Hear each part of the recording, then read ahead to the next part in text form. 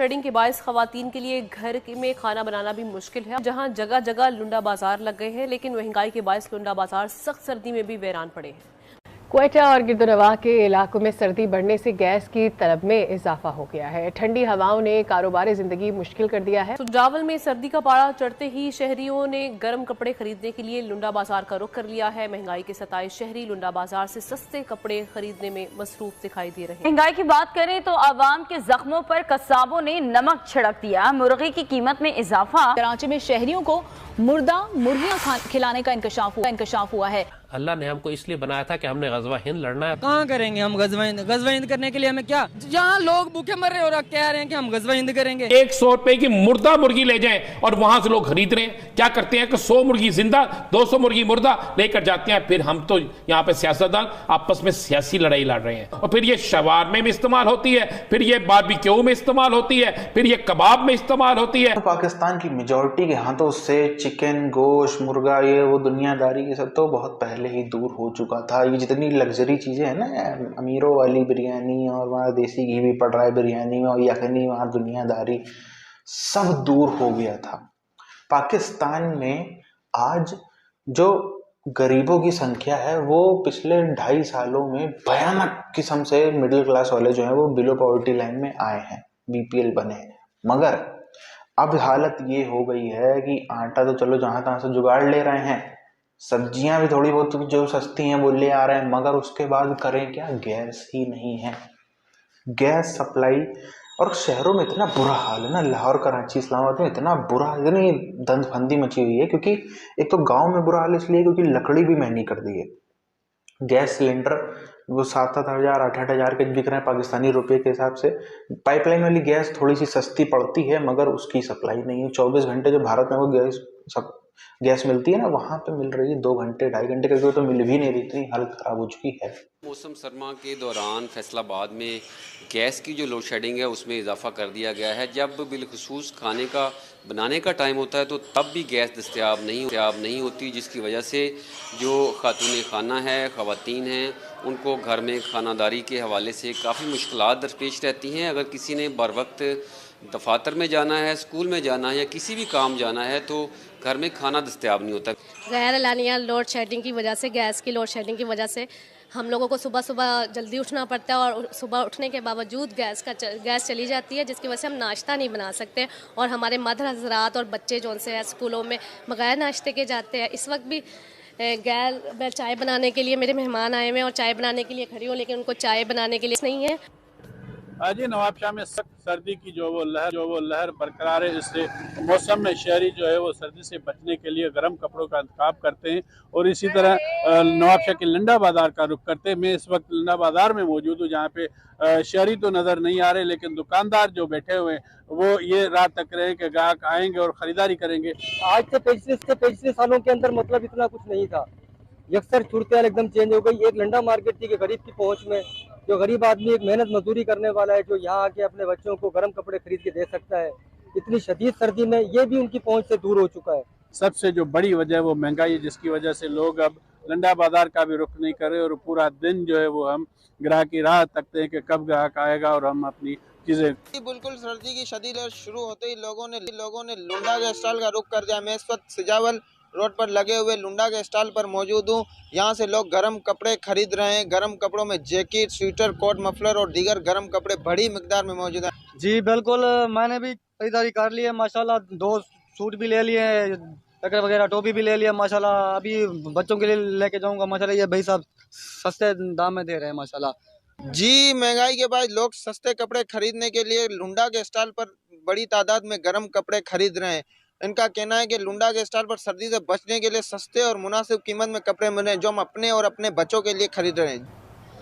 पेशावर में सर्दी की शिद्दत में इजाफे के साथ गैस लोड शेडिंग भी बढ़ गई। घंटों घंटों गैस गायब रहने से घरेलू सारिफीन के साथ साथ कमर्शियल सारिफीन भी परेशान। कोई लकड़ी तो कोई गैस सिलेंडर के इस्तेमाल पर मजबूर। सर्दी बढ़ गई है, गैस बिल्कुल नहीं है, सिलेंडर का इस्तेमाल है और खशाक का इस्तेमाल है।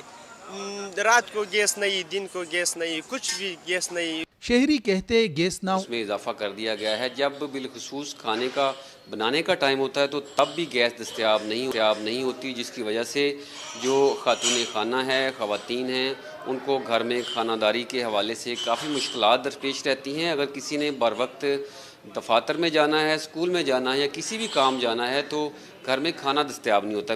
गैर एलानिया लोड शेडिंग की वजह से, गैस की लोड शेडिंग की वजह से हम लोगों को सुबह सुबह जल्दी उठना पड़ता है और सुबह उठने के बावजूद गैस चली जाती है, जिसकी वजह से हम नाश्ता नहीं बना सकते और हमारे मदर हजरात और बच्चे जो से हैं स्कूलों में बगैर नाश्ते के जाते हैं। इस वक्त भी मैं चाय बनाने के लिए, मेरे मेहमान आए हुए हैं और चाय बनाने के लिए खड़ी हूँ, लेकिन उनको चाय बनाने के लिए नहीं है।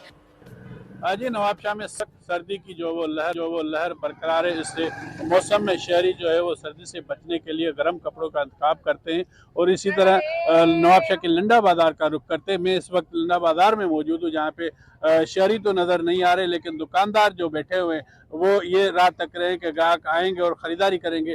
आज से पिछले सालों के अंदर मतलब इतना कुछ नहीं था। यकसर सूरत हाल एकदम चेंज हो गई। एक लंडा मार्केट थी कि गरीब की पहुंच में, जो गरीब आदमी एक मेहनत मजदूरी करने वाला है, जो यहाँ आके अपने बच्चों को गर्म कपड़े खरीद के दे सकता है, इतनी शदीद सर्दी में ये भी उनकी पहुंच से दूर हो चुका है। सबसे जो बड़ी वजह है वो महंगाई है, जिसकी वजह से लोग अब लंडा बाजार का भी रुख नहीं कर रहे और पूरा दिन जो है वो हम ग्राहक की राह तकते हैं कि कब ग्राहक आएगा और हम अपनी चीजें। बिल्कुल सर्दी की शदीद लहर शुरू होते ही लोगों ने लुंडा के स्टॉल का रुख कर दिया। मैं इस वक्त सिजावल रोड पर लगे हुए लुंडा के स्टॉल पर मौजूद हूँ। यहाँ से लोग गर्म कपड़े खरीद रहे हैं। गर्म कपड़ों में जैकेट, स्वेटर, कोट, मफलर और दीगर गर्म कपड़े बड़ी मिकदार में मौजूद हैं। जी बिल्कुल, मैंने भी खरीदारी कर ली है माशाल्लाह। 2 सूट भी ले लिए, जैकेट वगैरह, टोपी भी ले लिया माशाल्लाह। अभी बच्चों के लिए लेके जाऊंगा माशाल्लाह। ये भाई साहब सस्ते दाम में दे रहे हैं माशाल्लाह।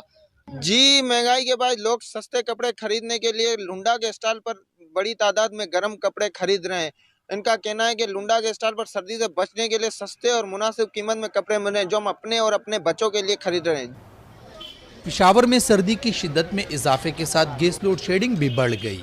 घंटों घंटों गैस गायब रहने से घरेलू सारिफीन के साथ साथ कमर्शियल सारिफीन भी परेशान। कोई लकड़ी तो कोई गैस सिलेंडर के इस्तेमाल पर मजबूर। सर्दी बढ़ गई है, गैस बिल्कुल नहीं है, सिलेंडर का इस्तेमाल है और खशाक का इस्तेमाल है।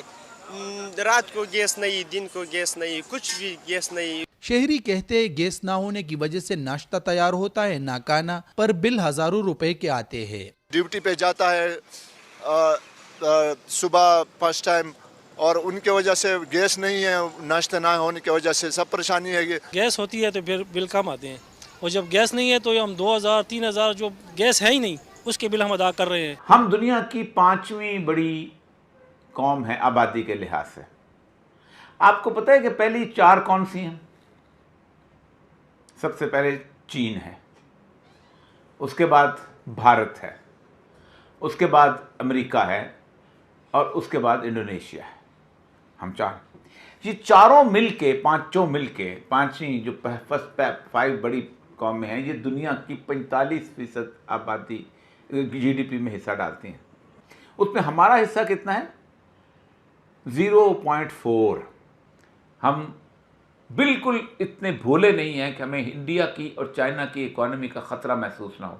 And the Indian economy is more a threat to us because the Indian education system is well in place.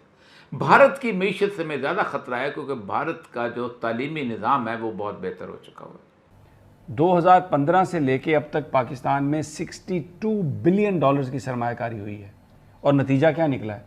यानी ये सरमायाकारी, चाहे बजट में जो कमी थी उसके लिए पैसे आए, चाहे लोन की पेमेंट्स थी उसके लिए पैसे आए, 62 बिलियन डॉलर्स आए, और उसका आप हशर देख लेंगे कि कोई आपको कुछ नहीं। हम कहते हैं भारत हमसे तरक्की कर गया, हमारे जैसे लोग हैं, नाक नक्शा हमारी तरह, जुबान भी हमारी तरह बोलते हैं, डांस भी हमारी तरह करते हैं, भंगड़ा भी हमारी तरह का डालते हैं, नहारी भी हमारी तरह की खाते हैं, भले पकौड़ियाँ भी हमारी तरह। वो तरक्की कैसे कर गए हमसे ज़्यादा?